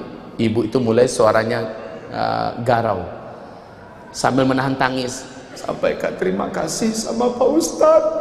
Ibu amalkan setiap hari nasihat Pak Ustadz.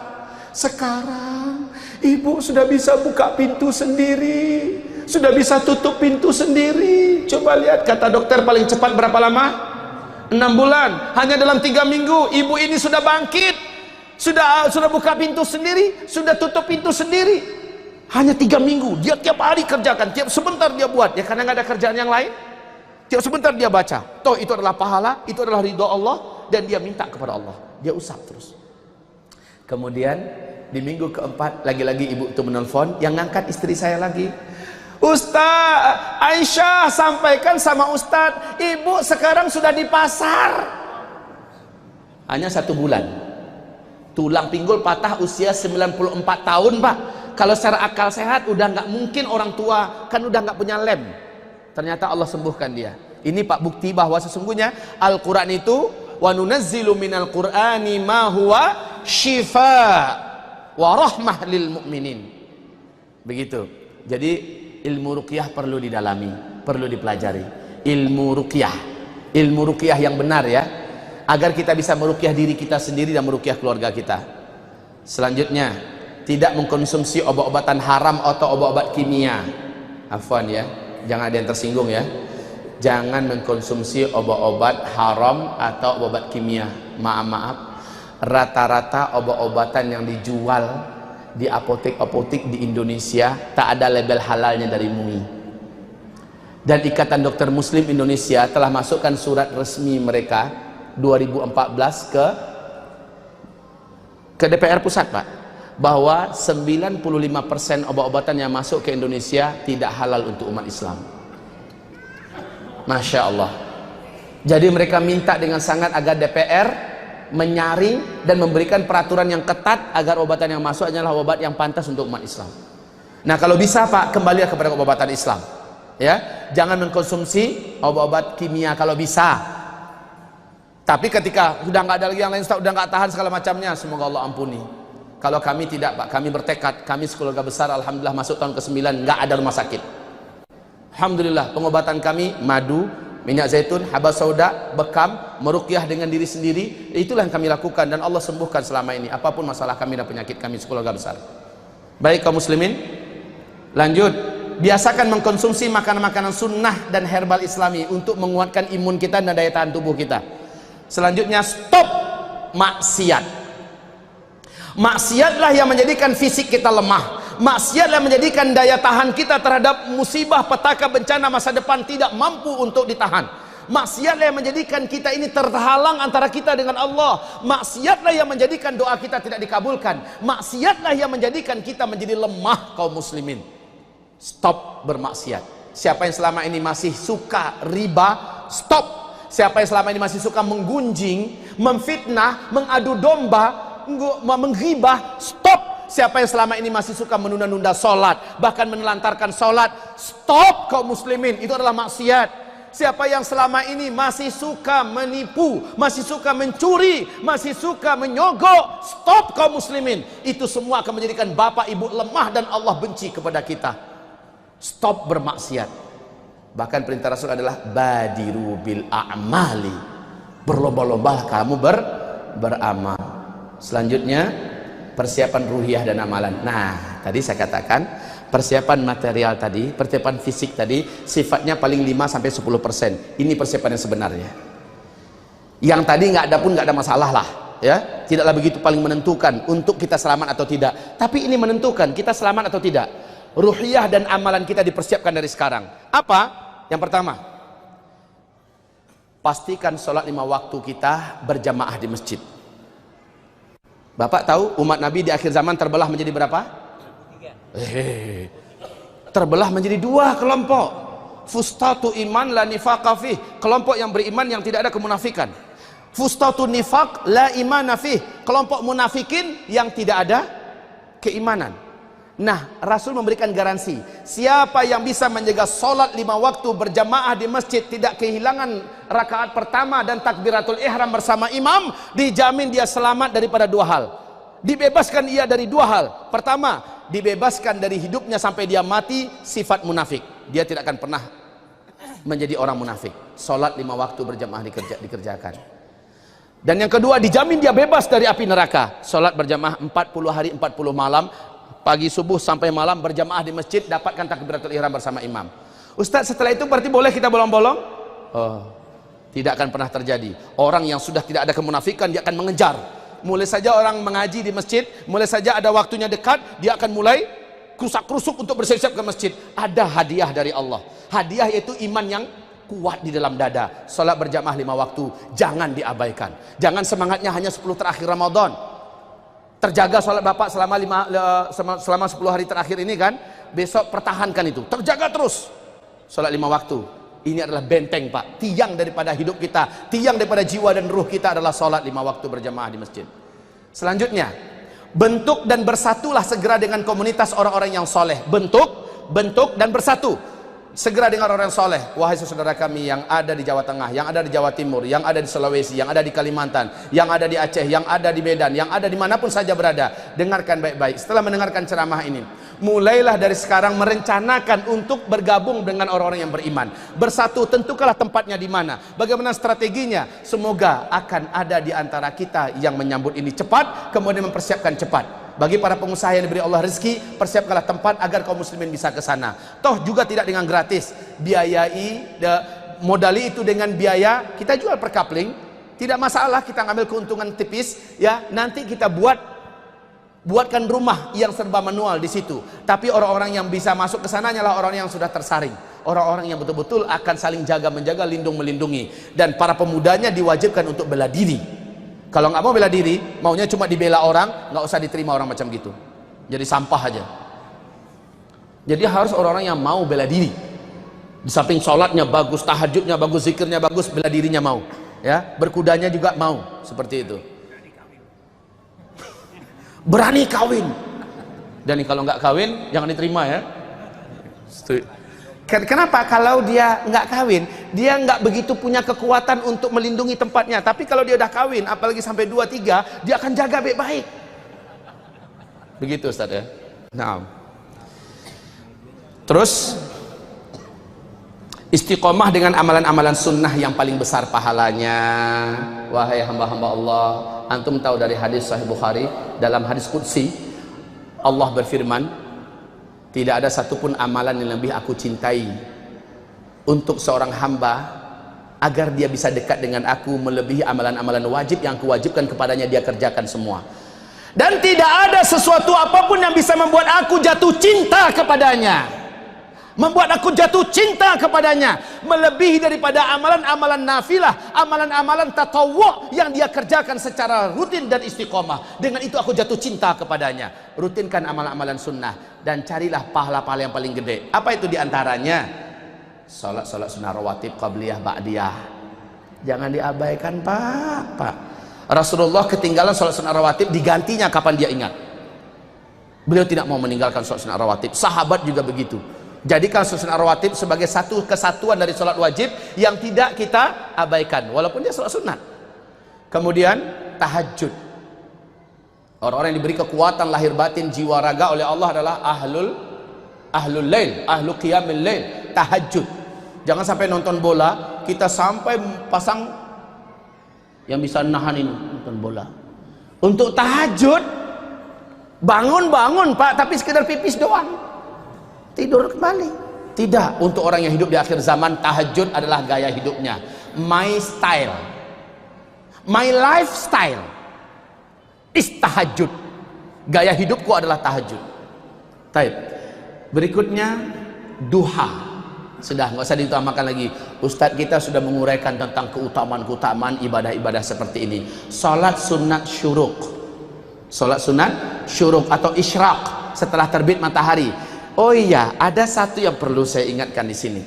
Di dalam hadis ini Rasulullah berkata begini, man shalla subha awil fajra, man shalla subha fi jamaah, wa fi riwayah fi masjid, thumma yaq'ud yusalli rak'atain, thumma yaq'ud yadhkurullaha ta'ala hatta tatlu'a asy-syams, thumma yaqumu yusalli rak'atain, kanat lahu ka ajri hajjatin wa umratin tamah. Siapa yang sholat berjamaah di masjid, lalu dia duduk, dia berzikir sampai terbit matahari. Setelah terbit matahari, dia lewatkan 10-15 menit. Setelah itu, thumma yaqum, lalu dia bangkit, yusalli raka'atain, dia sholat 2 rakaat. Rakaat pertama Al-Fatihah dan Al-Kafirun, rakaat kedua Al-Fatihah dan Al-Ikhlas.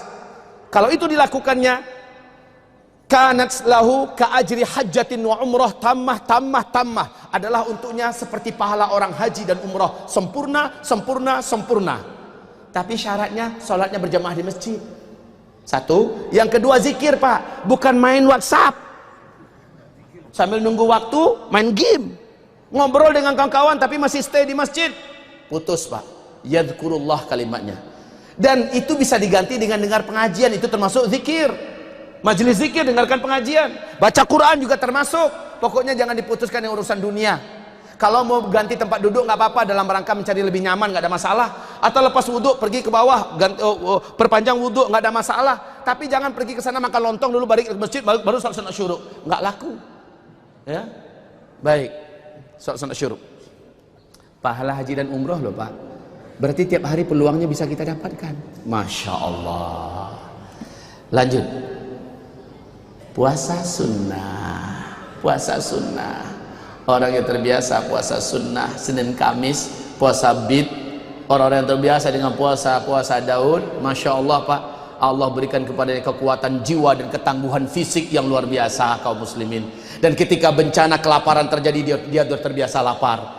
Dan dia tahu bagaimana cara mengatasi lapar. Orang yang biasa melaparkan diri sebelum itu terjadi. Lanjut. Senin Kamis, puasa Daud, puasa bid, umroh pada bulan Ramadan, ahsannya full. Nah Ramadan ini nggak bisa niat tahun depan. Niat tuh nggak ada salahnya Pak. Allah kabulkan atau enggak itu hak Allah. Yang penting kita doa. Banyak kita pasang niat, banyak kita mulai menabung, dan sebaik-baik menabung adalah kepada Allah. Ya Allah, ini tabungan untuk umroh hamba. Nabung, caranya sedekahkan pada fakir miskin, bantu para penuntut ilmu agama Allah, bantu dakwah-dakwah di masjid dan sebagainya. Niatkan dengan itu, ya Rabb, hamba ingin berangkat umroh bulan Ramadan dengan istri dan bawa anak-anak hamba. Antum tahu nggak? Ramadan tahun depan, cita-cita saya itu kan baru cita-cita ya, tapi saya lafazkan pada Allah. Allah Maha mendengar. Ya Rabb, izinkan hamba, ketiga istri hamba, seluruh anak-anak hamba, tahun depan bulan Ramadan ya Rabb, umroh di tanah suci full Ramadan. Ini doa saya loh Pak. Terserah Allah kabulkan, tapi saya yakin Allah Maha mendengar. Saya yakin Allah Maha pengasih, Maha penyayang, Allah Maha kaya, Allah pasti beri. Allah pasti kabulkan, karena selama ini saya belum pernah dikecewakan Allah, belum pernah. Sekalipun Allah belum pernah kecewakan saya. Dan saya lihat orang-orang beriman yang yakin kepada Allah belum pernah Allah kecewakan. Maka mintalah pada Allah. Mintalah pada Allah. Jangan pernah minta pada makhluk, berharap pada makhluk, merasa fakir di hadapan makhluk, hina Bapak. Lanjut. Mengejar pahala besar pakai Jumat. Nah, ini dia yang sering saya lihat banyak kaum muslimin nggak nyadar Pak. Pahala pergi Jumatan itu tahu kan? Tahu? Rasulullah SAW bersabda, Man ghassala yawmal jum'ah waghtasala. Siapa yang mandi bersih-bersih pada hari Jumat, setelah itu selesai, lalu dia mandi seperti mandi junub. Wa ghassala. Wa bakkara wa betakara, dan dia menyengajakan dan dia sengaja pergi di waktu lebih awal. Wa masya walam yarkab, dia jalan kaki, nggak pakai kendaraan. Wa dana minal imami walam yalghu, dan dia mengambil posisi paling dekat dengan imam tempatnya, walam yalghu, dan dia tidak melakukan hal yang main-main ini main itu. Pernah saya sampaikan ini beberapa hari yang lalu di sini ya. Kemudian kanat lahu likulli khatwatin minha ajru siyamiha, ajru sanatin siyamiha wa qiyamiha. Subhanallah. Setiap satu langkahnya yang dia langkahkan ke masjid tadi, setiap satu langkahnya diberi oleh Allah pahala setahun puasa dan setahun qiyamul lail. Setiap satu langkah. Ini pahala besar loh Pak. Nah, mungkin ada terjemahan lain. Man ghassala wa ghasala. Barang siapa yang mandi hari Jumat setelah setelah berjima dengan istri. Masya Allah, ilmu baru. Jadi mandi hari Jumat yang afdal itu ialah setelah berjima dengan istri. Ya Allah ya Rabb, jazakumullah khair. Jazakumullah khair. Kasihan para bujang hidin. Kasihan para bujang hidin. Para bujang hidin, bujang-bujang lapuk. Jadi mandinya hari Jumat itu mandi bersih-bersih plus mandi bekas. Ya, paham aja lah. Udah dikasih tahu tadi. Dan ini terjemahan yang paling Arifin suka, kata Ustaz Arifin. Para bujangan, jangan teruskan penderitaanmu. Ya. sudahi secepatnya dengan bismillahirrahmanirrahim. Ini terus apa tadi? Targetkan khatam lebih sering baca Al-Quran dengan suara jahar. Ini berikutnya Pak. Targetkan khatam Al-Quran lebih sering dengan suara jahar, bukan suara diem. Baca Al-Quran lalu diem saja. Ini baca Quran namanya nih. Yang seperti ini sebentar khatam. Tapi yang baca Quran itu adalah amalan ibadahnya bibir dan lisan. Maka digerakkan lidah itu Pak. Ya, digerakkan dan dikeluarkan suaranya. Inilah yang ditargetkan, mengkhatamkan Al-Quran dengan menggerakkan bibir dan lidah. Oh ya, yang F, hafalkan Quran surah Al-Kahfi 10 ayat pertama atau 10 ayat terakhir. Kemarin sudah kita bacakan hadisnya. Siapa yang hafal surat Al-Kahfi 10 pertama atau 10 terakhir, maka Dajjal tidak mampu mendekat kepadanya. Ini ya. Apabila dia hafal Al-Kahfi keseluruhannya, maka tubuhnya bagi Dajjal seperti cahaya yang sangat panas bagi Dajjal. Oleh karena itu upayakan kita hafal surah Al-Kahfi 10 ayat pertama atau 10 ayat terakhir. Nah sekarang inilah amalan pembenteng yang paling kuat. Amalan pembenteng yang paling kuat. Perhatikan. 1. Sedekah, infak. Amalan pembenteng dari petaka musibah apapun yang seberat apapun bisa ditahan oleh sedekah, oleh infak. Maka jangan menahan-nahan diri ketika ada peluang dan kita punya kemampuan, infakkan, sedekahkan harta kita. Semua yang kita sedekahkan itulah milik kita, semua yang ditinggalkan itulah yang menjadi beban kita. Baik, lanjut. Hafalkan sebanyak-banyaknya surat-surat dan ayat-ayat Al-Quran. Orang Pak, kalau hafiz Quran, tubuhnya masuk ke tanah, cacing pun nggak akan makan Pak. Cacing, belatung, kuman, bakteri tidak akan makan. Dia utuh, dijaga oleh Allah. Makanya para hafiz Quran ketika dukhon terjadi, makin banyak dia hafal Quran, makin kebal tubuhnya dengan berbagai macam petaka-petaka bencana-bencana yang bisa merusak. Dia akan tahan, dibuat oleh Allah kuat. Inilah dia gunanya kenapa saya nyinyir anak-anak saya hafiz Quran, keponakan saya hafiz Quran, agar mereka seluruhnya dijaga oleh Allah, karena Al-Quran pasti akan menjaganya. Di dalam kubur, Al-Quran yang akan berhadapan dengan malaikat. Di akhirat, Al-Quran membelanya di hadapan Allah Subhanahu wa Ta'ala. Makanya berupayalah Pak, sebanyak mungkin bisa kita menghafalkan surat-surat Al-Quran. Berusahalah. Kalau Bapak mau, Bapak akan membuka satu belenggu yang mengikat kepala kita, yang selama ini kita beralasan, saya dah tua, saya pelupa, saya dari kecil ini memang bodoh, saya ini memang orangnya agak kurang segi pendidikan, saya ini sibuk, saya ini apapun alasannya. Kalau Bapak katakan saya mau menghafal Al-Quran dan saya ingin menjadi orang yang paling banyak hafal Al-Quran, Bapak pasti akan bisa. Insya Allah Bapak pasti bisa. Bapak sendiri yang menyediakan waktu, Bapak sendiri yang punya azam, rajin mengulang-ulanginya. Seterusnya, doa. Doa. Ini adalah pembenteng yang paling kuat. Doa. Tidak ada yang mampu menahan bencana, musibah, merubah takdir kecuali adalah doa. Doa. Jangan pernah bosan berdoa. Baca dalam hadis diriwayatkan oleh Imam Ahmad, oleh Al-Hakim di sini, Rasulullah bersabda, "Man sarrahu ayyastajiballahu lahu 'inda syada'id wal karib falyukthirid du'a indar rakha." Siapa yang ingin ketika emergensi dan genting dia berdoa sekali saja kepada Allah, langsung Allah kabulkan doanya, falyukthirid du'a indar rakha. Maka hendaklah dia memperbanyak doa ketika masa lapang. Saat-saat masa lapang ini rajin berdoa, nyinyir berdoa, tiap sebentar angkat tangan ke langit, angkat tangan lagi, minta lagi kepada Allah.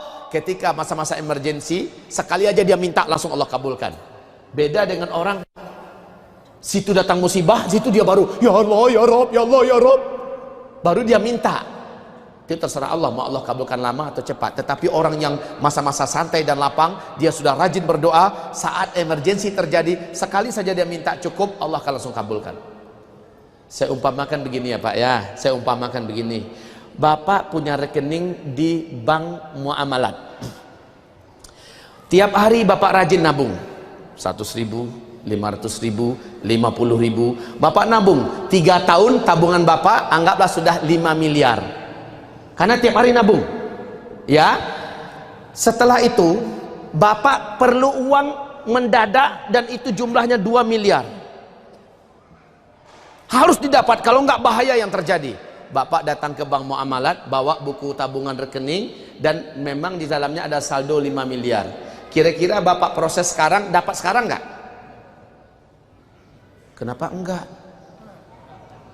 Iya. Dapat nggak? Dapat. Saldo kita 5 miliar kok. Kita perlu 2 miliar. Saat itu kita proses, di situ juga kita bisa dapat. Coba bandingkan dengan orang yang dia punya stok sih.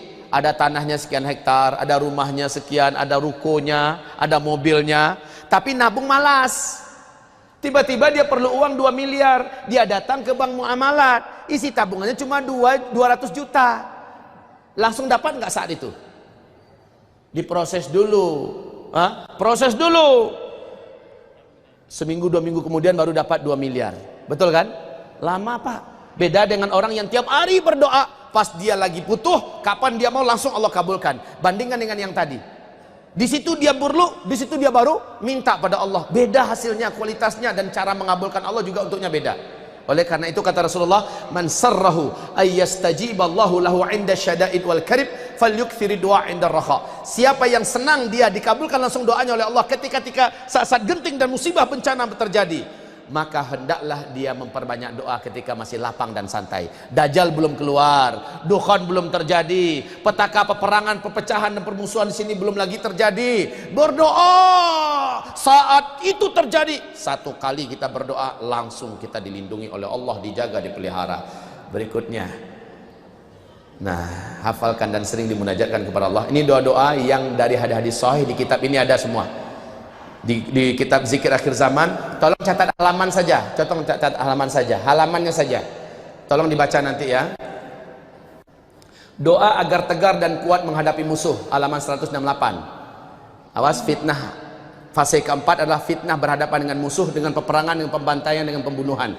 Makanya doanya yang seperti ini, doa agar tegar dan kuat menghadapi musuh, halaman 168. Kemudian doa dan zikir menghancurkan kekuatan musuh, halaman 170. Doa dan zikir agar selamat dari pembantaian, halaman 175. Halamannya saja ditulis Pak, nanti silakan dilihat sendiri dan dihafalkan. Kemudian doa minta syahid dan husnul khatimah. Doa dan zikir menghadapi sakit dan penderitaan, halaman 183. Doa agar tidak sesat dan murtad, halaman 196. Fase keempat ini banyak umat Nabi yang murtad kan. Nah, bagaimana supaya kita ditahan oleh Allah, iman kita bertahan ya? Doanya apa yang perlu kita berulang-ulang sampaikan kepada Allah Subhanahu wa taala. Lanjut, doa agar istiqomah dalam beribadah, halaman 199. Doa selamat dari seluruh apapun bentuk bencana, halaman 240. Zikir pelindung dari bahaya dukhan. Nah, ini khusus Pak dibaca.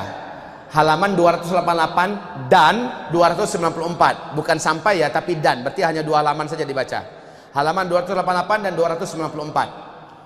Ini kitabnya zikir akhir zaman semua ya.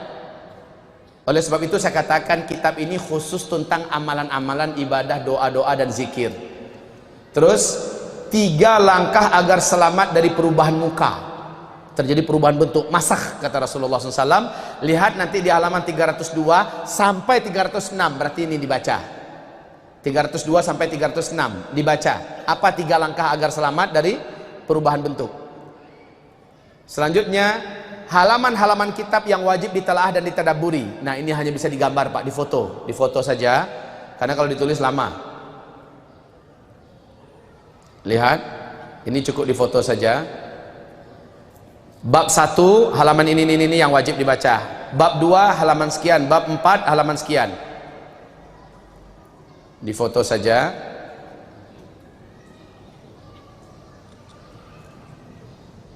Sudah. Berikutnya bab 5 wajib baca semua. Kalau bab 5 wajib baca semua. Fokuskan membaca fitnah Duhaima, seperti yang saya katakan tadi. Fokuskan membaca fitnah Duhaima, halaman 193. Fokuskan. Nanti di kitab ini ada fitnah Duhaima lebih rinci lagi. Pak lebih puas lagi secara ilmiah mendapatkan penjelasan tentang bagaimana fitnah Duhaima. Demikian juga dalam kitab Ensiklopedia Akhir Zaman. Terus, nah ini Ambil fotonya kembali. Bab 7, kiat-kiat memunculkan kedahsyatan energi zikir dan doa yang disusun oleh Syekh Ibnul Qayyim Al-Jauziyah. Lihat halaman-halamannya. Berarti halaman ini jadi fokusnya Bapak. Halaman sekian, halaman sekian, halaman sekian. Ada yang saya tebalkan satu. Halaman 419, halaman 423. Berarti lebih fokus Bapak baca di sini. Yang ini dibaca semua, tapi ini lebih difokuskan. Sudah? Yang sudah mengambil foto nanti boleh di-share pada sahabat-sahabatnya. Taib. Selesai. Silahkan kalau ada tanya jawab, tafadhol. Jika ada yang mau bertanya jawab, silakan bergabung dalam website kami www.zulkiflima.com. Tapi nanti habis ya, kalau udah selesai ya sudah. Coba silakan tanya jawab. Ada lagi? Assalamualaikum Ustaz. Naam, waalaikumsalam. Pertanyaan saya, bolehkah kita berdoa untuk segera hadirkannya Imam Mahdi? Itu aja. Terkait sekarang begitu banyak fitnah di kalangan Ahlus Sunnah wal Jamaah sendiri, mungkin saling ada juga yang membutuhkan dan segala macam. Itu saja pertanyaan saya. Assalamualaikum. Barakallahu fiik. Bismillah. Berdoa agar Imam Mahdi cepat dimunculkan. Sama dengan kita berdoa agar malam cepat didatangkan Allah. Padahal malam pasti datang pada jadwalnya enggak? Tetap datang pada jadwalnya. Jadi doa kita tidak akan mempercepat datangnya malam. Ya, paham? Tapi yang paling benar adalah minta agar kita dijadikan salah seorang di antara bala tentara Al-Mahdi. Ini baru doa yang keren. Minta agar kita dipantaskan oleh Allah menjadi salah seorang tentaranya Al-Mahdi. Ya, daripada minta cepat Al-Mahdi datang supaya selesai semuanya. Enggak gentle itu, Pak.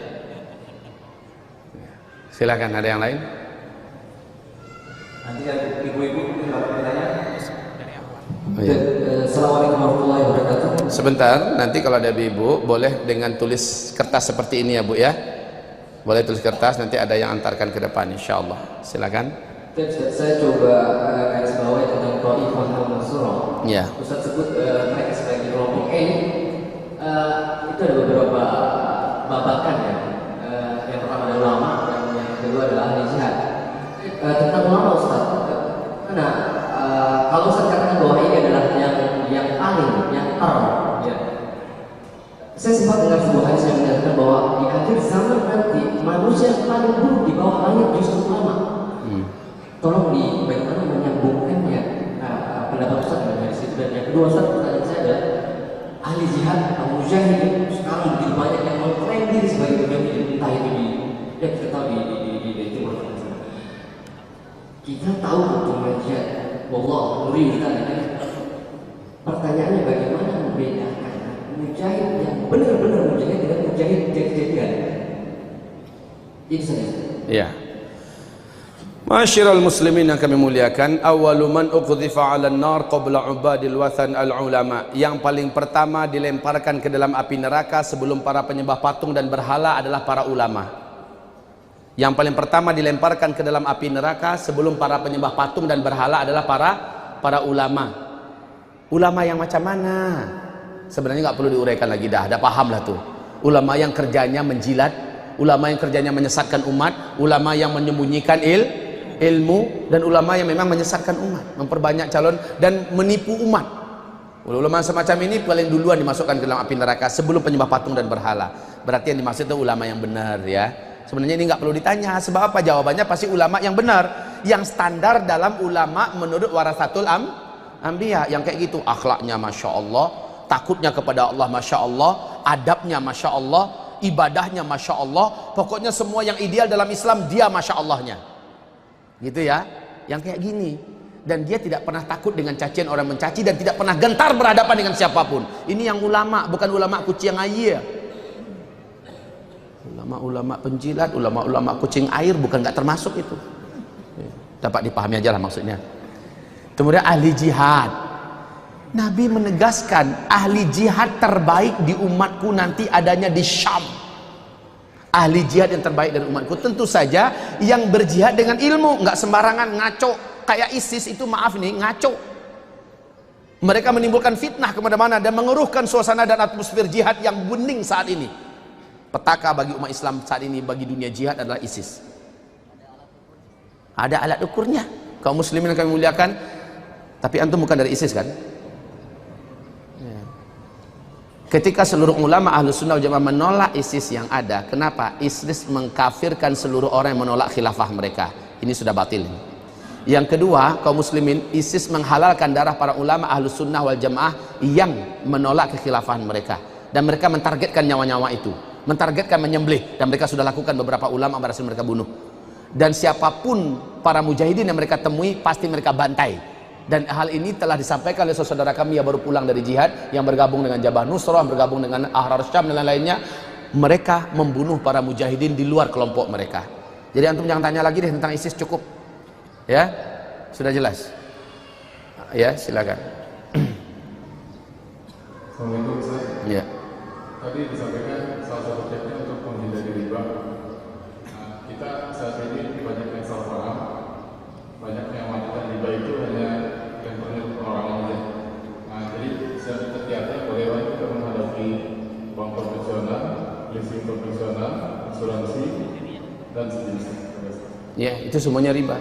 Kredit-kredit yang berlaku juga adalah riba. Jadi kalau kita ingin meninggalkan riba, tinggalkan total. Tinggalkan total. Jadi kaum muslimin yang kami muliakan, memang kita hidup di akhir zaman. Rasulullah mengatakan sekuat-kuat orang beriman di akhir zaman tetap terkena oleh debu-debu riba. Kita tidak mungkin bisa lepas sepenuhnya dari riba. Uang kertas yang ada saja Pak, itu mengandung kandungan riba. Uang kertas yang beredar ini sudah mempunyai kandungan riba. Tetapi itu ibarat kekuatan ribanya debunya. Kita pasti pakai uang kertas nggak sekarang? Padahal kita orang beriman, insya Allah ya. Nah, sekuat-kuat orang beriman di akhir zaman akan tetap terkena oleh debu-debu riba. Kalau bersih sama sekali dari riba zaman sekarang ini, tinggal jadi hutan, jadi Tarzan. Itu tidak mungkin.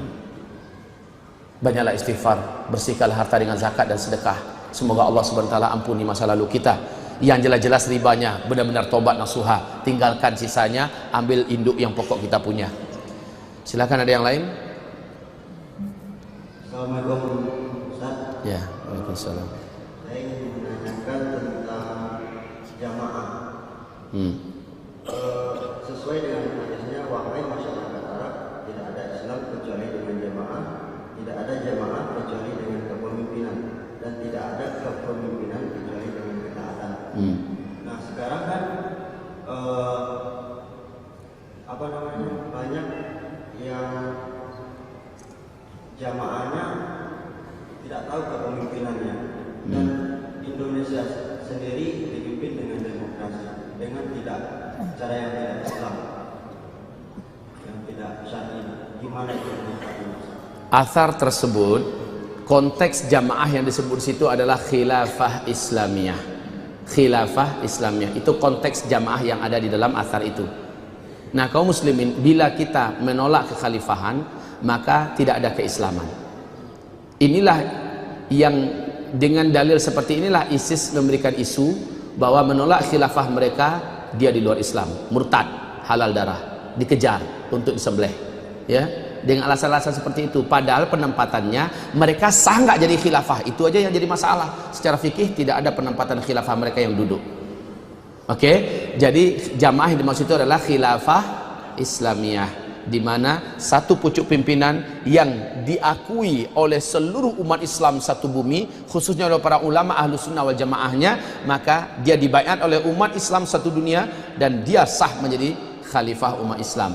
Itu yang dimaksud dengan jamaah. Bukan seperti yang dipahami dalam paham-paham yang liar, maaf seperti paham NII ya, yang mengajarkan seperti itu dan sebagainya. Maaf kalau ada yang tersinggung di sini, saya katakan berkali-kali kepada Bapak Ibu, sesungguhnya ajaran di akhir zaman ini sudah banyak sekali yang menyimpang, Pak.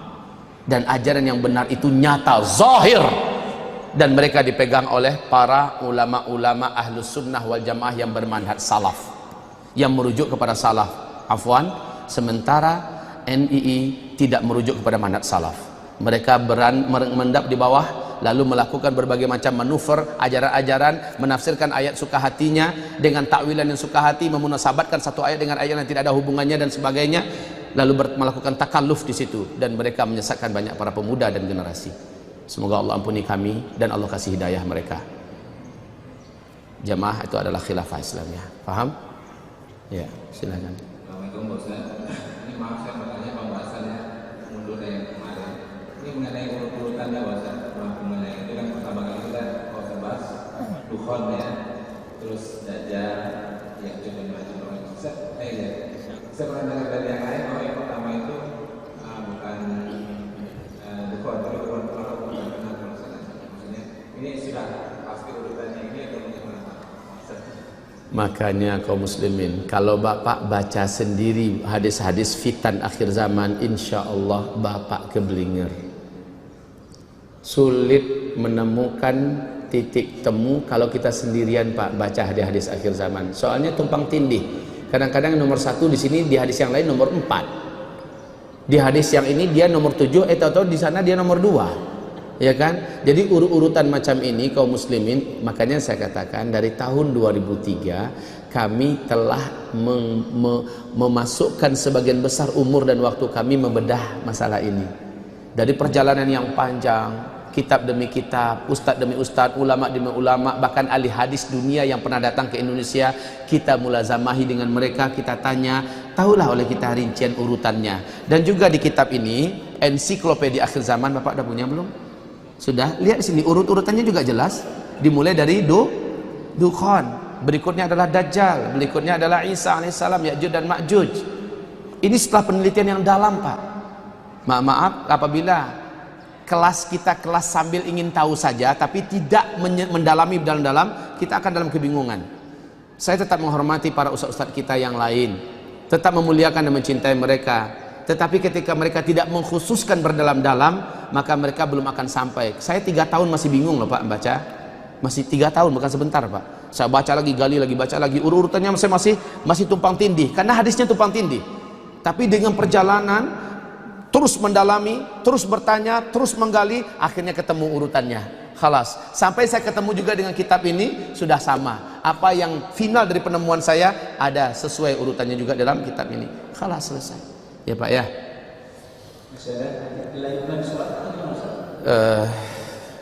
Kalau udah selesai saja.